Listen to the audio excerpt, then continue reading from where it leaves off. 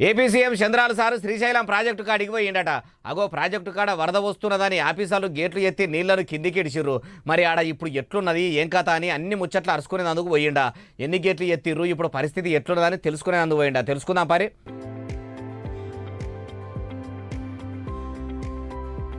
అగో CM sir Srisailam dam మీద ఉండి ఆఫీసర్లతోని అన్ని మాట్లాడుకుంటా అన్ని ముచ్చట్లు అరుచుకున్నట్టే ఉండు కదా.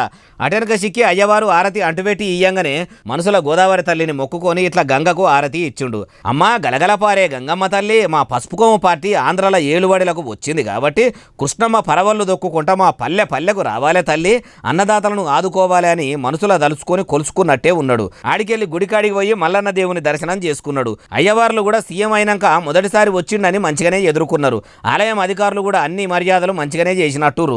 గోత్రనామాలు అరుచుకొని పూజలు కూడా చేసిర్రు. స్వామివారి ప్రసాదం సీఎం సార్కు తినిపించిర్రు.